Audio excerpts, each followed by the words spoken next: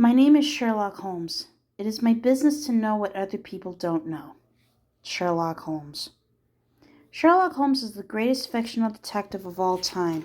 He is a man with exceptional powers of observation and reasoning, a master of disguise who is possessed of an uncanny ability to establish the truth. He is also an enigma. The emotional robot. Initially, Holmes appears to be almost two-dimensional, a brilliant brain and a human calculating machine with no personality or emotions. Even Conan Doyle said of him in an interview with the Bookman in 1892 that Sherlock is utterly inhuman, no heart, but with a beautifully logical intellect. And in The Adventures of the Mazarin Stone, Holmes himself declares, "I am brain, Watson. The rest of me is a mere appendix." It may possibly have been Conan Doyle's intention to create a cold robotic character with no human feelings and the mind of a computer. If so, he did not succeed, and thank goodness, since such a character would not have been very interesting, let alone inspire the affection and often adoration that Holmes does.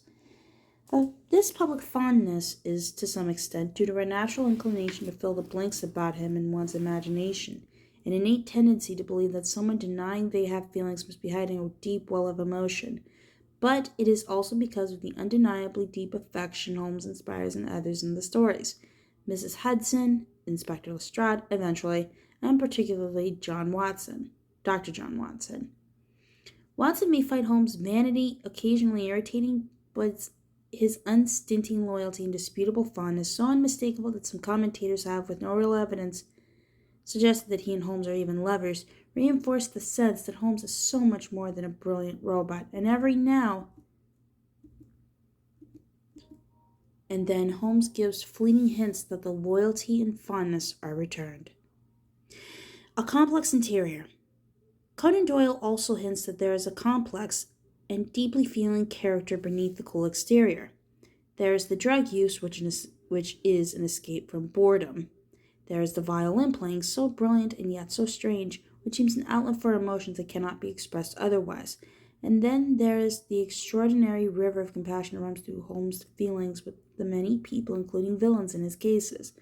On several occasions, Holmes let a culprit go free once he feels that natural justice has been served, rather than subjecting them to the full letter of the official law. The picture Conan Doyle creates, and the one that makes Holmes so endlessly compelling, is the suggestion of hidden depths. He may be a person of an extraordinary nobility who sacrifices his own feelings in order to serve the greater good by using his skills in detection, or perhaps he is a man whose sense of inadequacy and interior pain lead him to bury his feelings and throw himself into his work. It is possible that both are true. In the BBC's recent television series Sherlock, the detective's difficulty with emotions is portrayed by Benedict Cumberbatch as a sign of mild autism. Physical appearance. The one ambiguous thing about Holmes is his physical appearance, which was first brought to life by the Sidney Paget drawings in the Strand magazine, which presumably Conan Doyle approved.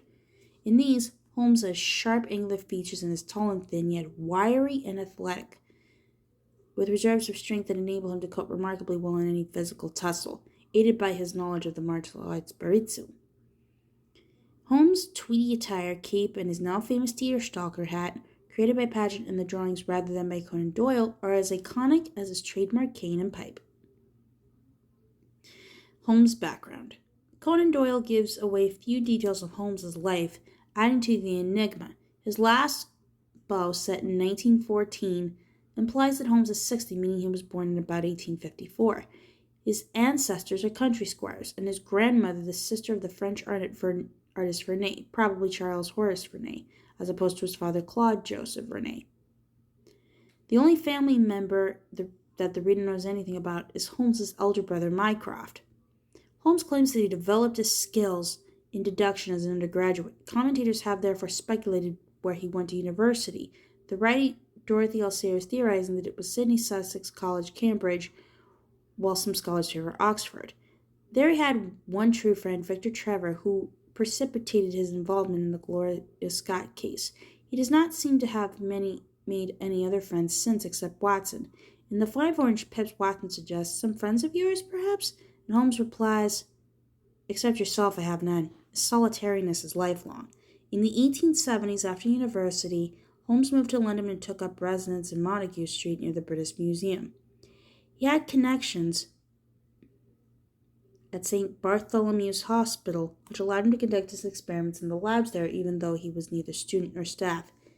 He was already developing his sideline as a consulting detective, but it was only after he met Watson in 1881 and moved into 221B Baker Street, with him as his co-lodger, that the business became all-consuming. Life with Watson. For 8 years, Holmes and Watson were inseparable, and Watson was the witness and recorder of most of Holmes's brilliant exploits as a detective, although some were kept from Watson. Then, in about 1889, Watson fell in love with Mary Morstand and moved away from 221B Baker Street to set up his own medical practice in West London.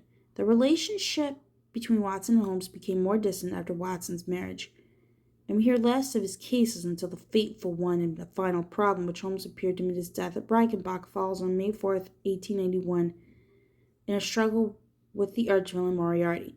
Years later, to the total amazement of Watson and the reading public, he reappeared in London in The Adventure of the Empty House. His account of his missing 3 years, called The Great Hiatus by Holmes enthusiasts, was scanned and involved hints of gripping adventures in Tibet, Persia, and Khartoum, where he settled in Montpellier in southern France, where he conducted scientific experiments. The lack of information has led Holmes enthusiasts to speculate that he spent at least some of that time doing undercover work for the British government via Mycroft. By the time Holmes returned, Watson had been widowed and they resumed their relationship, until Watson again moved out of 221B Baker Street and Holmes retired to a cottage on the south coast near Eastbourne to indulge in the joys of quiet life and his passion for beekeeping.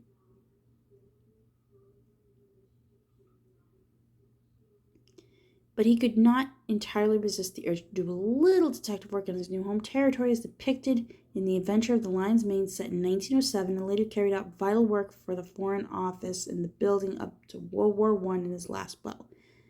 After that, at age 60, Holmes finally vanished. "I have chosen my own particular profession. I am the only one in the world." Sherlock Holmes. Inspiration for Holmes. Although Holmes' fame as a detective is unparalleled, he was by no means the first fictional sleuth. Edgar Allan Poe, Emily Gaboriau, and Wilkie Collins had all written about detectives, each of which can be seen to some extent in Holmes. From Poe, Conan Doyle drew upon the ideas of the locked room mystery and solving clues by clever deduction.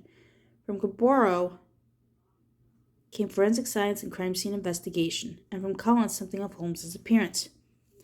But when Conan Doyle was asked about his inspiration for Holmes, he didn't mention any of these fictional figures. Instead, he referred to the real-life Dr. Joseph Bell, one of his former professors at Edinburgh University, who was renowned for his close observation and powers of deduction. Bell, too, had an interest in forensic science and was often called as an expert for criminal trials. In 1892, Conan wrote to Bell, "It is most certainly to you that I owe Sherlock Holmes." But Bell wrote back, "You are yourself Sherlock Holmes, and, well, you know it." Mycroft Holmes. Holmes' elder brother Mycroft is a vibrant element in the Holmes canon, although, like Moriarty, he only appears directly in 2 stories.